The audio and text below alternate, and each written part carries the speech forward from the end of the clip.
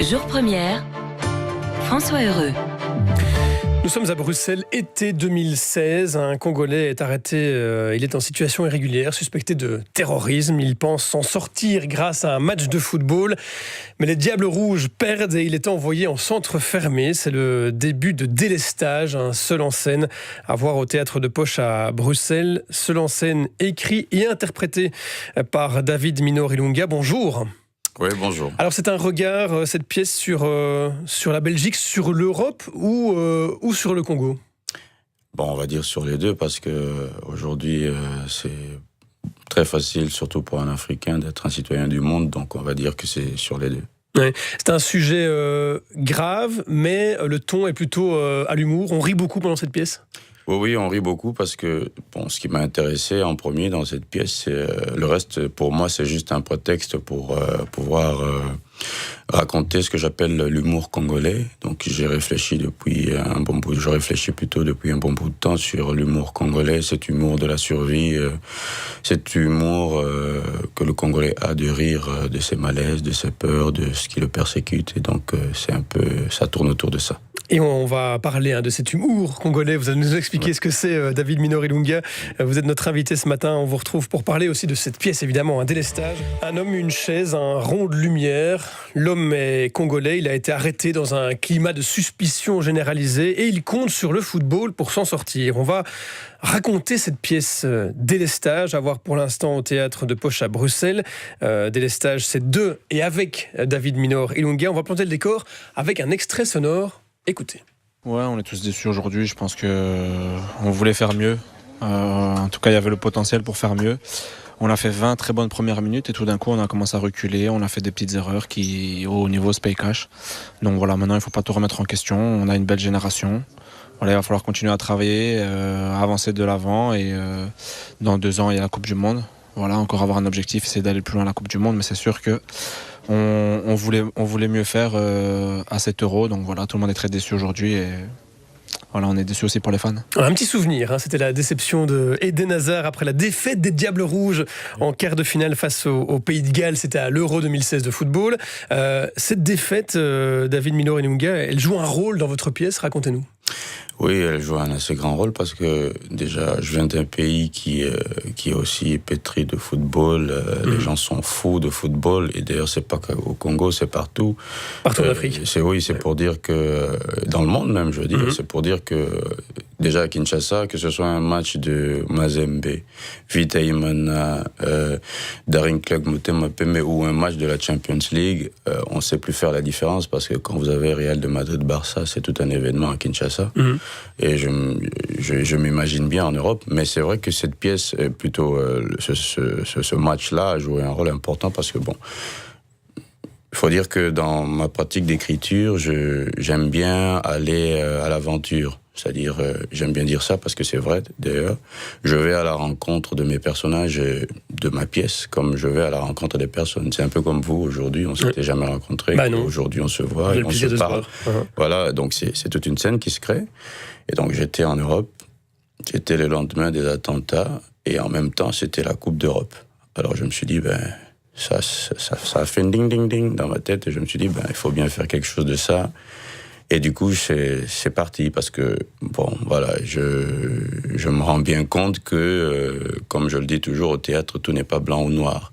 Il y a des choses très noires, mais en même temps, quand il y a des choses très heureuses comme le football, je me suis juste imaginé la tête des policiers en train de suivre le match. Et si je pouvais m'imaginer ça. Et donc, du coup, ça m'a permis de bien m'amuser avec ça. Ouais. Et ça, il faut dire que ça a créé une intrigue assez intéressante. C'est ça, donc votre personnage, il est congolais, il arrive à Bruxelles, vous l'avez dit, dans ce climat post-attentat, mais en même temps où tout le monde suit la progression des Diables Rouges à l'Euro de football. Il est arrêté pour délit de faciès, on peut le dire comme ça, suspecté de terrorisme parce qu'il a un petit couteau sur lui et qu'on pense qu'il est armé et qu'il veut, comment dit, un attentat ou en tout cas perpétrer un attentat. Et il compte sur ce match que suivent les policiers qui sont en train de le garder. Pourquoi ? Pour pouvoir sympathiser et finalement être libéré ? Ben oui, c'est déjà un moment de joie. Comme déjà lui-même il le dit, le foot, ça le déménage. C'est l'adrénaline, c'est tout ça. Et aussi, c'est quelqu'un qui aime bien suivre le foot en compagnie. C'est-à-dire, c'est plus intéressant de suivre un match de foot avec d'autres personnes que de le suivre tout seul. Partager ce plaisir tout seul, ça n'a aucun intérêt pour un vrai supporter de football. Et voilà, alors ce jour-là, il décide de sortir parce que... Pour la petite histoire, le match d'avant, les Diables ont gagné, l'ont remporté haut la main, c'était extraordinaire contre la Hongrie. Oui. Et c'est ce jour-là qu'il s'est fait pincer, en fait. Il s'est fait pincer ce jour-là parce qu'il avait horreur de suivre le match tout seul. Il était à Uccle, coincé dans son appart. Il n'y avait pas de bruit autour. Il ne pouvait pas crier parce que celui qui l'hébergeait chez lui, l'avait bien dit défense de hurler pendant les matchs. Et donc il sort, il va à Matongué parce que il s'est imaginé la tête du supporter qu'il avait vu quelques jours avant, qui se préparait déjà pour le match avec son t-shirt Jupiler, sa perruque noire, rouge, jaune. Et et en sortant pour aller suivre le match, il y allait à pied, il y a un incident. Et donc il se fait prendre. Alors, il compte sur ce match, ce quart de finale. Malheureusement, les Diables Rouges perdent. Oui. Et il est envoyé en centre fermé pour ensuite être expulsé. Ouais. Quel regard vous portez sur la Belgique, sur un pays qui enferme ceux qu'on appelle les sans-papiers, les illégaux, et qui les renvoie chez eux? Ce regard, c'est le regard que je pourrais porter sur n'importe quel pays. Après, il faut dire que ça pourrait être un pays africain, j'aurais le même sentiment. Mm-hmm. Je pense qu'il y a des siècles de cela, comme je le dis, Christophe Colomb est allé aux Amériques, il n'avait pas besoin de visa pour y aller, et il n'avait pas été accueilli par des gardes aux frontières qui l'empêchaient d'entrer ou quoi. Et on sait très bien que l'immigration, en fait, on est tous immigrés d'une manière ou d'une autre, parce que l'histoire est aussi parsemée de nomades et de sédentaires, tout ce que vous voulez. Et le regard que je porte, c'est simplement, je trouve que c'est... Après, c'est vrai qu'il faudrait, bien sûr, dans le contexte actuel, avoir un lieu où on peut vivre et sécuriser les populations qui sont dans cet environnement, dans ce lieu-là, et il faut faire tout ce qu'il faut pour qu'ils soient en sécurité. Mais je trouve aberrant qu'on empêche à des gens qui veulent aller où ils peuvent mieux se réaliser de le faire. Les centres fermés, pour moi, ça n'a aucun lieu d'être. C'est pas différent de Guantanamo, pour moi, c'est pas différent de tous ces lieux d'enfermement. Donc, le regard que je porte, je dirais que c'est plutôt... je fustige cela. Mais toujours avec humour, c'est le ton de la pièce. Sûr, c'est un seul en scène, on l'a dit, il y a plusieurs personnages. Vous les campez tous, ces personnages, à vous seuls? Oui, bien sûr, à part peut-être celui de l'avocate que j'ai préféré avoir. C'est une voix off. C'est une voix off. Sinon, vous jouez le policier belge aussi, par exemple. Je joue le policier belge. Est-ce que j'ai réussi? C'est au public de me le dire. Et j'ai pas voulu le caricaturer, mais je joue le policier belge, les policiers belges, parce qu'il y en a deux. Je joue la grande sœur comme on dit chez nous, Tata Moissi, c'est-à-dire père-maman du pays. Je joue le papa qui élève ses enfants, leur disant qu'ils n'ont pas besoin d'argent de poche, c'est pas important, on n'est pas en Europe ici. Je joue le supporter belge qui, dans un bar, se lâche complètement. Je campe tous ces personnages. Un rôle multiforme, un caméléon. Ça s'appelle Délestage. C'est à voir en ce moment au théâtre de Poche, au Bois de la Cambre à Bruxelles. David Minor Ilunga, on continue à parler. Et on va parler de l'humour congolais aussi, de ce fameux article 15 qui revient dans votre pièce. On vous retrouve tout de suite. Okay. Jour première, François Heureux. Délestage, c'est le seul en scène écrit et interprété par David Minor Ilunga, à voir pour l'instant au théâtre de Poche à Bruxelles. David Minor Ilunga, notre invité ce matin. Délestage, le titre de la pièce, ça fait référence à Kinshasa? Ouais. Pourquoi délestage? Délestage parce que, c'est comme le Congolais a toujours cette capacité à faire des trouvailles, parfois des mots français qui se substituent et ils leur donnent un autre sens. C'est un peu comme glissement, en passant. Et délestage, c'est une façon de dire, ces intermittences qu'il y a dans la desserte en électricité. Ça a commencé avec ça. Donc, vous avez de l'électricité aujourd'hui, demain vous n'en avez pas. Et parfois, c'est parti pour 2 mois, ça revient pour 2 bonnes semaines et c'est reparti encore et tout. Mais après, c'est en dehors de ça, délestage parce que ça s'élargit aussi un peu à la situation générale, la conjoncture, la situation générale au Congo, sociale, politique aussi, mais sociale beaucoup plus, qui veut tout simplement montrer, je vais carrément donner un exemple, et je le dis même dans le texte, délestage, c'est cette discontinuité qu'il y a. Aujourd'hui, les enfants mangent, demain, c'est les parents. Cette année, les garçons vont à l'école, l'année prochaine, c'est le tour des filles. Et si vous avez un génie dans la famille, personne ne va à l'école pour que lui devienne Einstein pour le bonheur de toute la famille. Il y a coupure d'électricité, les fonctionnaires de l'État sont payés 3 mois de salaire, le reste de l'année ils bossent à crédit, ce genre de choses. Et c'est un peu ça, délestage. Ouais. Vous parlez beaucoup de Kinshasa et de la République démocratique du Congo dans cette pièce. Je vais vous faire écouter un petit morceau de musique et puis vous me dites à quoi ça vous fait penser. On écoute.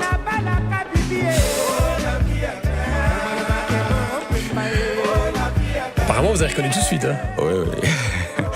Ouais, en fait, il faut dire que... C'est Papa Wemba. Oui, c'est Papa Wemba. C'était l'artiste congolais avec un grand A. Oui, le pape de la SAP, comme on l'appelle. Il faut dire que même l'histoire de Matongé, ici en Belgique, c'est parmi les artistes qui ont fait que Matongé en Belgique soit ce que c'est, parce que c'est un peu en écho à Matongé, à Kinshasa, qui se trouve dans la commune de Kalamou, c'est-à-dire près de la place Victoire, où il avait installé son village Molokai.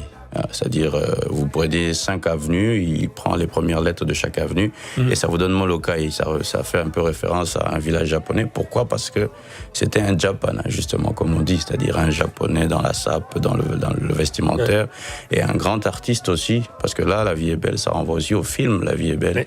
Et cette chanson, justement, c'est aussi sur ça que je me suis basé pour ma pièce, parce que il le dit, si vous suivez bien, c'est qu'à un certain moment, il dit article 15. Ouais. C'est l'article de la Constitution populaire quinoise congolaise. Qu'est-ce qu'il dit cet article 15 ? Il n'a qu'un seul article, plutôt cette Constitution n'a qu'un seul article, c'est cet article 15 qui dit « débrouillez-vous ». Et en fait, c'est ça, délestage. Ouais. Oui, c'est la débrouille, c'est la survie, puisque les canaux normaux, puisque la Constitution officielle et légitime du pays ne rend pas à ses concitoyens, c'est-à-dire à partir de cette constitution, on n'arrive pas à rendre aux concitoyens ce qu'on leur doit, eh bien, ils ont une constitution alternative, c'est celle-là, c'est se débrouiller. Et c'est ça l'humour congolais, c'est de pouvoir rire de tout, même si la situation est parfois catastrophique ? Oui, rire de tout, après ça ne veut pas dire qu'on se contente de rire, mais après bien sûr, on sait tous que l'humour nous permet de rester gentleman, nous permet de rester élégant, nous permet de pouvoir ne pas... c'est une arme qui nous empêche de prendre d'autres armes, c'est une arme qui nous permet d'avoir du recul, pour trouver des solutions à froid, calmement. Mais bien sûr, c'est aussi une arme de défense qui nous permet de résister, de réagir aussi et de faire entendre raison. Vous parlez aussi du coupé-décalé dans votre pièce. Alors ça, les Belges ne connaissent pas. À mon avis, il y en a peu qui savent ce que c'est. C'est quoi le coupé-décalé, David Mineur ? Oui, en fait, coupé-décalé, c'est plus... ça renvoie beaucoup plus à un style en Côte d'Ivoire. C'est un style de musique. Bien sûr, on coupe et on décale. C'est un style de danse... on coupe et on décale, mais après, c'est aussi, vous pouvez introduire ça aussi dans le style vestimentaire, dans la sape et tout. Et c'est, on va dire, un style de musique, un style d'animation qui est un peu son homologue au Congo, qui est bien sûr on va dire son grand frère, c'est le Ndombolo. Voilà, le Ndombolo qui est le style sébène, le style d'animation, le style de danse, les morceaux chauds, bien sûr, et ça fait partie de la rumba.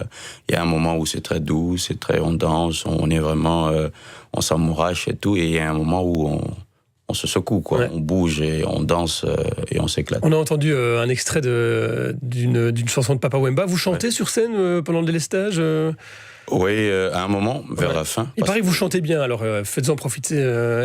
Allez-y. Ah, bon, après, je vais essayer. Je vais carrément revenir sur ce morceau-là. Travaillez, prenez de la peine. C'est le fond qui manque le moins. Na beta libanga pote na zua mosolo. Na motoki na yo nde ozwi lifuta. Na balaka bibi e oh, la vie est belle. Maloba et Molo Pemba, oh, la vie est belle. Hein, article 15, oh, la vie est belle. Débrouillez-vous, débrouillez-vous. Oh, la vie est belle. Débrouillez-vous, débrouillez-vous. Débrouillez-vous, débrouillez-vous. Tout. Merci beaucoup, David Minori-Lunga. C'était donc David Minori-Lunga à voir sur scène au Théâtre de Poche à Bruxelles. Jour première, François Heureux. C'est la voix d'un Quinois à Bruxelles, une confrontation des réalités belges et congolaises, délestage au Théâtre de Poche en ce moment, et avec David Minori-Lunga, un seul en scène sur la vie à Kinshasa, sur l'arrivée aussi d'un Congolais à Bruxelles. Comment est ce projet délestage? Vous ne l'avez pas monté tout seul, j'imagine? Non, pas du tout. Ça a été monté là-bas, à Kinshasa? Non, en fait, pour la jeunesse de l'histoire, c'est qu'il y a une rencontre qui s'est faite avec Roland Mauden, qui est bien sûr l'ancien directeur du Théâtre de Poche. Oui, cet éternel amoureux du Congo qui, depuis 50 ans, se demande pourquoi il continue à venir errer dans les rues de Kinshasa et de Kisangani et partout au Congo. C'est un amoureux du Congo et bien sûr dans la culture qui a eu un peu à goûter à ces différentes réalités qui est belge. Et donc il y a la rencontre qui s'est faite, on va dire...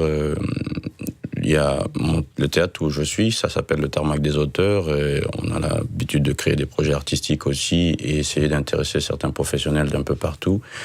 Et donc du coup, sur un premier projet, il a aimé un peu l'écriture, c'est-à-dire la manière dont j'avais eu à développer mon écriture dans ce travail-là. Il a contribué aussi à faire une direction d'acteur par rapport à ça, mais il voulait qu'on fasse un projet ensemble. Il avait envie de refaire une autre expérience avec moi sur un autre projet qu'on aurait conçu et pensé ensemble. Il avait des envies, qu'on crée un spectacle qui pourrait relever des réalités aussi bien de Kinshasa que de Belgique, c'est-à-dire partir d'une expérience où on aurait à créer un texte qui pourrait mettre dans la salle ces deux communautés-là. Ouais. Et donc du coup, moi j'avais aussi j'avais des choses que je voulais dire et il m'a demandé si je pouvais venir en résidence pour écrire ça.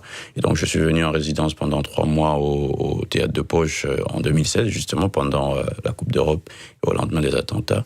Et ça a donné délestage. Vous l'avez déjà joué là-bas, à Kin, au Congo, cette pièce? Oui, on l'a joué 2 fois à Kinshasa, une fois au Tarmac des auteurs, une fois au Centre Wallonie Bruxelles de Kinshasa, et puis une fois à Kisangani, donc ça fait 3 fois au Congo. Ouais. Et est-ce que le public de Kinshasa réagit de la même manière que le public à Bruxelles? Est-ce qu'il rit aux mêmes endroits? Est-ce que le public est le même, ou bien est-ce qu'il y a évidemment des différences? Non, vous parlez des deux. Oui, le public est différent. Le public est différent, et c'est d'ailleurs tout l'intérêt de ce projet, parce que c'est intéressant d'avoir 2 publics différents. C'est vrai que les 2 publics se marrent, bien sûr pas à la même intensité. À Kinshasa, ils rigolent comme vous n'avez pas idée, parce que c'est de ce public-là que j'ai puisé cette énergie pour ce spectacle. Un peu pour la petite histoire, quand je parle d'humour congolais, c'est aussi le fait que vous pouvez vous retrouver dans une salle de spectacle avec un Congolais et avec un expatrié, on va dire ça comme ça. Mmh. Et vous suivez une scène horrible, le Congolais trouvera toujours quelque chose pour en rire, même si elle est horrible. Et donc ça m'a interrogé. Et la deuxième chose, c'est que j'ai suivi dans un documentaire une femme du 3e âge. C'est un documentaire sur le docteur Mukwege, qui a été fait par une Sénégalaise avant celui de Thierry Michel. Et donc, elle interviewe une femme qui tend vers le 3e âge, qui s'est fait violer par des miliciens.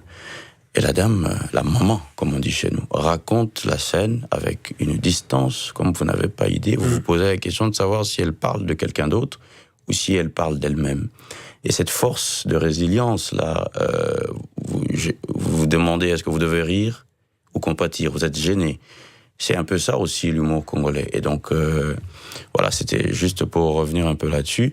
Mais c'est vraiment, on rigole beaucoup. Et c'est un peu ça pour la jeunesse. C'est aussi les choses qui m'ont motivé à écrire ce projet-là, bien sûr. L'humour congolais au centre de cette pièce Délestage, à voir au Théâtre de Poche jusqu'au 23 décembre 2, et avec David Minori-Lunga. Merci beaucoup d'être venu nous en parler ce matin. On signale qu'il y a aussi une exposition au Théâtre de Poche, exposition des œuvres de l'artiste quinois Botala Tala, celui qui se surnomme le ministre des poubelles. Et puis avoir ce samedi, avant la pièce, une projection du documentaire qui lui est consacré, Le ministre des poubelles, réalisé par Quentin Quentin Noirfalis. Il sera là pour une discussion donc ce samedi avant votre pièce. Merci beaucoup, belle journée à vous.